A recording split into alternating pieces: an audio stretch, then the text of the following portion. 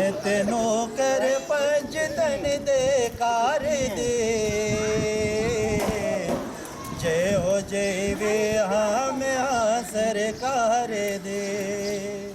لاہور داتا کی نگری کہلاتا ہے، مگر راولپنڈی کے باسی شاید یہ نہیں جانتے کہ ان کے شہر کی نسبت بھی ایک صوفی بزرگ شاہ چند چراغ سے ہے۔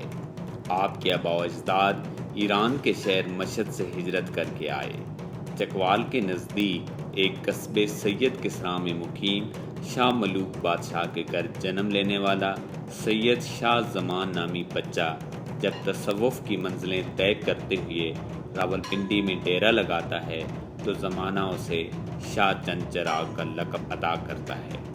یہ 17ویں صدی کے وسط کا زمانہ ہے جب راولپنڈی 60-70 گھروں پر مشتمل ایک پنڈ کا نام ہے۔ بیان کیا جاتا ہے کہ 17ویں صدی سے لے کے 19ویں صدی کے آغاز تک جب یہ شہر قصبہ جسے ہم کہیں گے گاؤں اور قصبہ سے یہ ایک مدنیت کی طرف اس کا سفر جاری تھا، اس مقام کا جسے آج پنڈی کہتے ہیں، تو حضرت شاہ چند چراغ رحمۃ اللہ کا دربار ایک ایسی جگہ تھی کہ جہاں ہر جمعرات کو پنڈی کے قصبے کے گرد و نواح سے لوگ دعا کے لیے اور سلام کے لیے حاضری دیتے تھے، تو ایک دم اس گاؤں کی آبادی میں 100-150 لوگوں کا اضافہ ہو جاتا تھا۔ اس کے علاوہ یہاں پہ حضرت شاہ چند چراغ کی جو سالانہ عرس تھی اس کے موقع پہ ایک بڑا ہجوم اکٹھا ہوتا تھا، 2-3 دن تک جو سیلیبریشنز ہوتی تھیں، اور لوگ پنڈی کو جانتے تھے حضرت شاہ چند چراغ رحمۃ اللہ علیہ کی نسبت سے۔ شاہ چند چراغ حضرت بری امام کے چچا زاد بھائی تھے۔ ایک روایت کے مطابق آپ مظفر آباد میں اپنے اماموں حضرت عنایت شاہ ولی کے ہاں مقیم تھے کہ آپ کو تبلیغ کے لیے کوچ کا حکم ملا اور ہدایت کی گئی کہ جہاں پاؤں ٹھوکر کھائے وہیں ٹھہر جانا۔ اس طرح راولپنڈی آپ کی منزل ٹھہرا۔ جلد ہی آپ کی شہرت چہار دانگ عالم میں پھیل گئی۔ آپ سے رشد و ہدایت کے لیے لوگ جوک در جوک آنے لگے۔ آپ کا مزار کم و بیش 400 سال سے مرجع خاص و عام ہے۔ آج بھی آپ کے مزار پر آدرشوں اور امیدوں کے چراغ جل رہے ہیں۔ یہ سوال بڑا اہم ہے کہ شاہ چند چراغ کے بغیر آج کا راولپنڈی کیسا ہوتا؟ شاہ چند چراغ رحمۃ اللہ علیہ کا دربار تھا، وہ اس پہ کسی کا حق نہیں تھا۔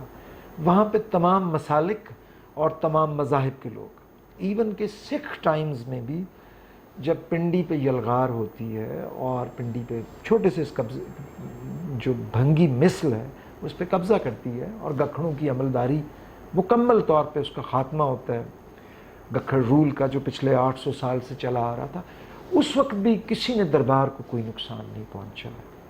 اور اگر آپ دیکھیں تو اس کے گرد جو محلہ ہے، جو بھابڑا بازار ہے، وہ ہندوؤں کا ایک فرقہ ہے جس کو جین مت کے لوگ کہتے ہیں۔ اوورآل ہندو جو ایک مذہب کہہ لیں، ایک مائتھولوجی کہہ لیں، جو ایک وے آف لائف کہہ لیں، اس کے اندر ایک فرقہ ہے، ایک اسکول آف تھاٹ ہے جس کو جینی کہتے ہیں، جین مت کے لوگ۔ تو یہ سارا جو ان کے دربار سے ملکہ علاقہ ہے، یہ تو جین مت کے لوگ تھے اور وہ بھابڑے تھے، اور they were the rich people of Pindi, اور وہ سارے کے سارے تاجر تھے۔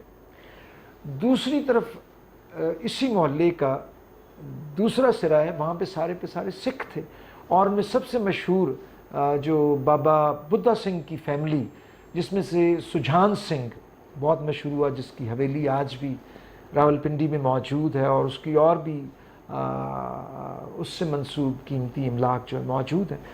تو ہندو، سکھ اور جینی وہ ان کے دربار کے گرد رہ رہے تھے۔ بزرگ صحافی سید سعود ساحر، جن کا خمیر محلہ شاہ چند چراغ کی گلیوں سے اٹھا ہے، وہ کہتے ہیں 51 میں میں نے وہ سنبھالا تو اس کی آبادی 80,000 تھی۔ میں تو اکثر لکھتا رہتا ہوں کہ محدود سی آبادی اور مختصر سے رقبے کا یہ شہر تھا ہمارا، ٹھیک ہے جی۔ اور اس کو آباد کرنے میں شاہ چند چراغ، حضرت شاہ چند چراغ کا بڑا اہم کردار ہے۔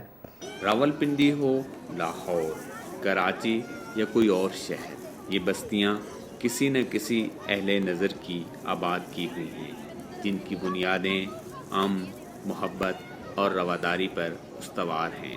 راولپنڈی کی تہذیبی اور تمدنی تاریخ میں شاہ چند چراغ کی حیثیت ایک مینارہ نور جیسی ہے۔ شاید انہی جیسی ہستیوں کے بارے میں ساغر صدیقی نے کہا تھا، چراغے طور جلاؤ بڑا اندھیرا ہے، ذرا نقاب اٹھاؤ بڑا اندھیرا ہے، وہ جن کے ہوتے ہیں خورشید آستینوں میں، انہیں کہیں سے ڈھونڈ کے لاؤ بڑا اندھیرا ہے۔ پاکستان ساگا کے لیے سجاد اظہر، راولپنڈی۔